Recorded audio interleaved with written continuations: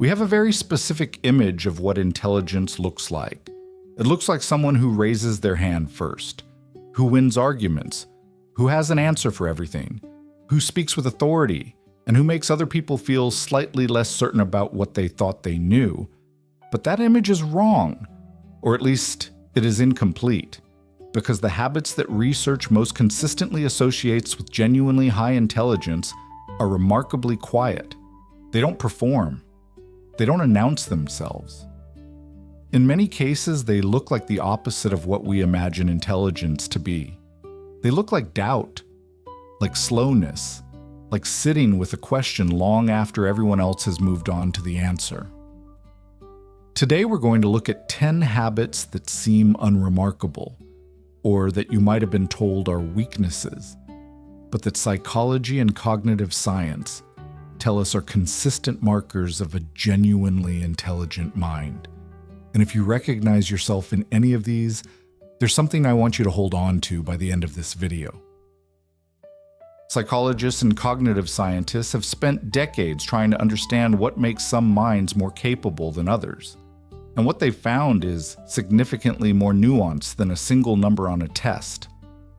High intelligence in the research literature is not primarily about processing speed, though that matters.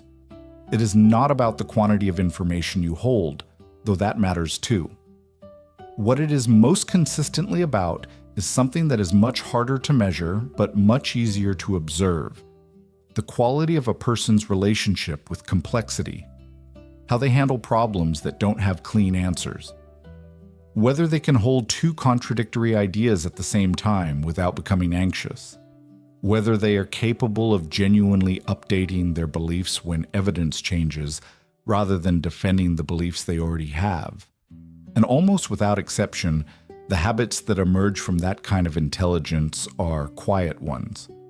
They don't usually look impressive in the moment. They often look like uncertainty or hesitation or an unusual willingness to say, "I'm not sure. Let me think about that." Let's look at what that actually looks like, habit by habit.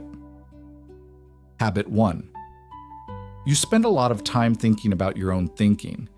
You catch yourself watching your own thought process. You notice not just what you think, but how you got there. You question your own reasoning, sometimes in the middle of an argument with yourself. Sometimes after a conversation you're replaying later. This looks from the outside like overthinking, like second-guessing, like someone who can't just arrive at a conclusion and stay there. But cognitive scientists have a specific name for this capacity: metacognition, the ability to think about one's own thinking. And decades of research have consistently found it to be one of the strongest indicators of intellectual ability. What metacognition allows you to do is something most people's minds don't naturally do: evaluate the quality of your own reasoning rather than just the conclusions it produces. To catch errors in your logic before they become errors in your decisions. To notice when you're being influenced by emotion rather than evidence. Psychologist David Dunning, of the Dunning-Kruger effect, found that what distinguishes genuinely capable minds from less capable ones is not primarily what they know. It is the accuracy with which they assess what they know. The intelligent person has a more honest and more calibrated internal map of their own ignorance. The overthinking you experience is, in most cases, not a flaw. It is the mechanism of a mind that won't settle for a conclusion it hasn't properly examined. Habit 2. You feel genuinely comfortable saying, "I don't know." Someone asks you something, and instead of filling the space with a confident-sounding answer, you say, "I don't know," or "I'm not sure about that," or "That's a good question, and I'd want to think about it more before saying anything." From the outside, this can look like a lack of confidence, like someone who should know more, or who hasn't prepared, or who isn't very sure of themselves. But in the psychology of intelligence, the willingness to say "I don't know" is not a marker of limited knowledge. It is a marker of something rarer: epistemic humility, the accurate recognition of the limits of what you know. Research on expertise consistently finds that the most knowledgeable people in any field are among the most willing to say they don't know something, because their knowledge is extensive enough that they understand how much there is they haven't yet understood.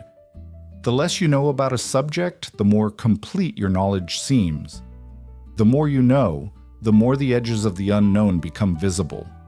There is a social cost to saying, "I don't know," in a world that rewards confident performance. Many people pay that cost by performing certainty they don't have. The person who won't do that, who would rather be honest about uncertainty than sound impressive, is paying a price for their integrity, and that price is worth it. Saying "I don't know" is not weakness. It is the beginning of actually finding out. Habit 3. You see problems from multiple angles before settling. You're slow to commit to a position, not because you're indecisive, but because you have already thought of 3 reasons the other position might also be right, and you want to account for them before you say anything. This looks like hesitation, like someone who can't make up their mind. In meetings, in conversations, in decisions, you are often the last person to arrive at a conclusion. But what is actually happening is something that researchers call integrative complexity, the cognitive capacity to hold and process multiple perspectives, to recognize that most important questions have genuine nuance, and to resist the pull of the most immediately satisfying answer in favor of the most accurate one.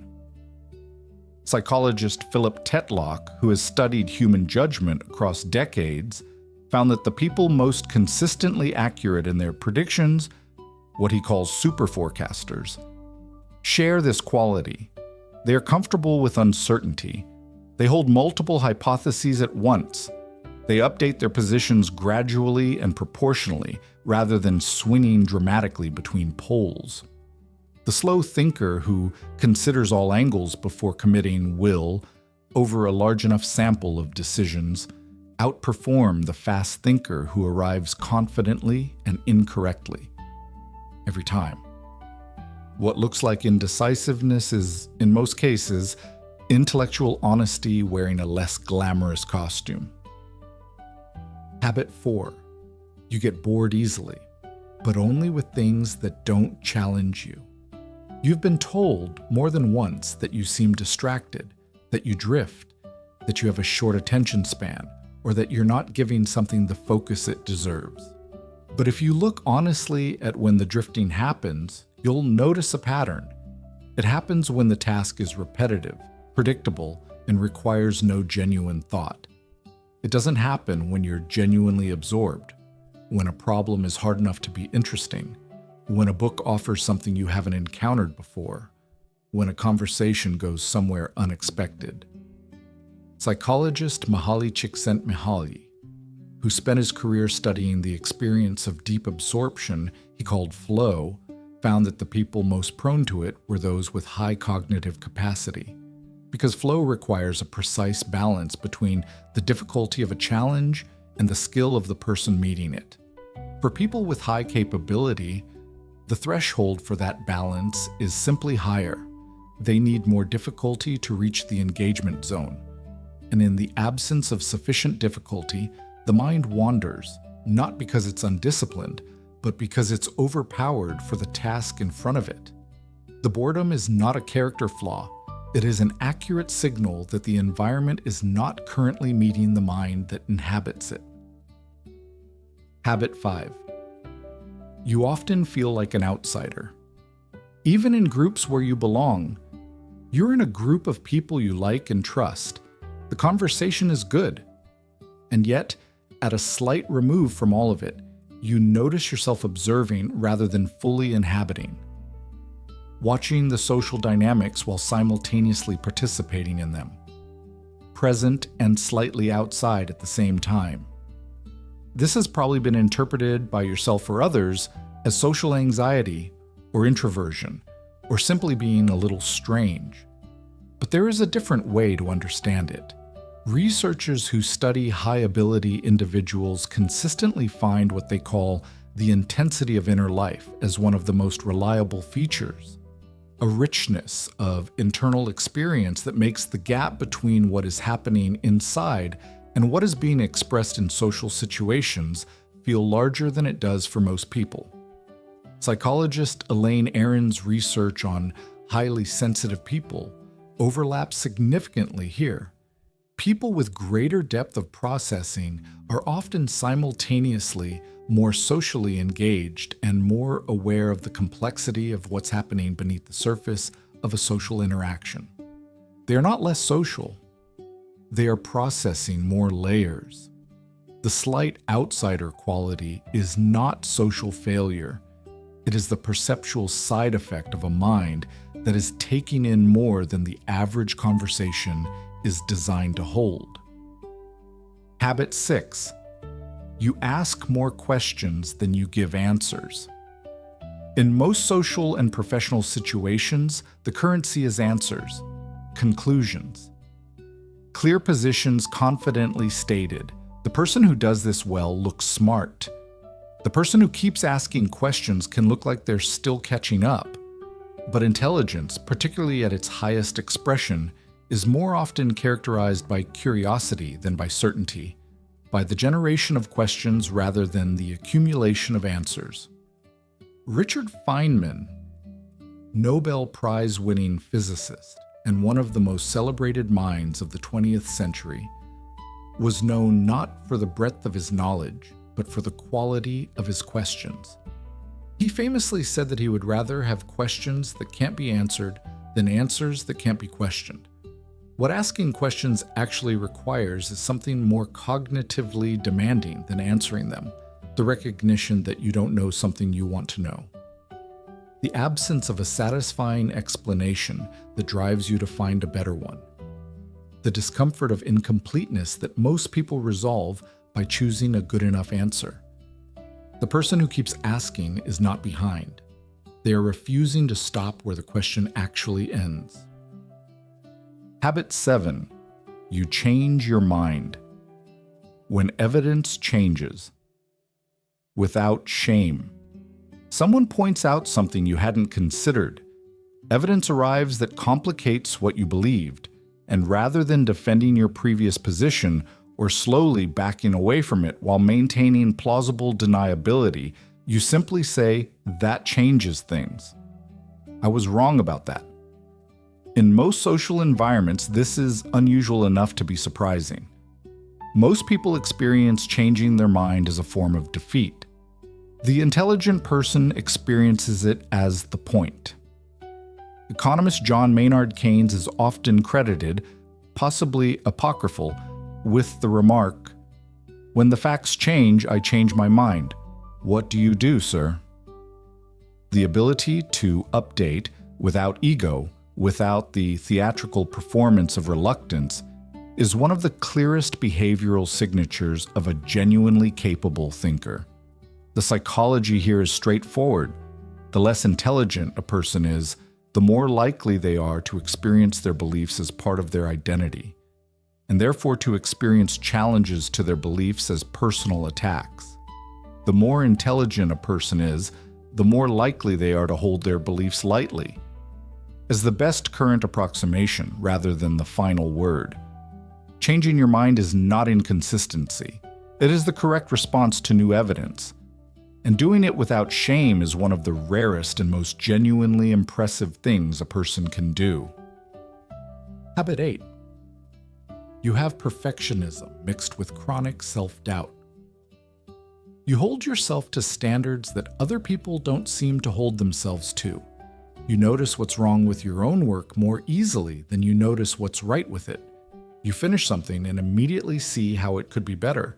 And alongside all of this, you regularly question whether you are as capable as you need to be. This combination, high standards plus persistent self-doubt, looks from the outside like someone who doesn't value themselves, who can't take a compliment, who needs reassurance that other people seem to find unnecessary. But cognitive research suggests a different interpretation. The phenomenon known as the imposter syndrome was first documented by psychologists Pauline Clance and Suzanne Imes in 1978. and subsequent research has found it to be significantly more common among highly capable individuals than among those with more modest abilities. The reason is not complicated. The more you understand the depth and complexity of a field, the more you understand how much you don't know. The more you understand how good work can be, the more visible the gap between your current work and its potential becomes. The more precisely you can envision excellence, the more acutely you feel the distance from it. Your self-doubt is not evidence of a deficiency. It is the perceptual consequence of having high enough standards to actually see the gap. The person who feels no self-doubt about their work is almost certainly not looking at it clearly enough. Habit 9. You find it difficult to explain yourself to people who think differently. You know what you mean. It makes complete sense inside your own head. And yet, when you try to express it to someone who doesn't share your assumptions or your frame of reference, something is lost in transit. The explanation that seemed clear to you sounds convoluted to them. You try again. It gets longer, more complicated, less understood. This is often experienced as a failure of communication, as your problem to solve, your inability to simplify. And sometimes it is, but sometimes it is something different. Psychologist Lev Vygotsky described what he called the zone of proximal development, the gap between what someone can do alone and what they can do with support.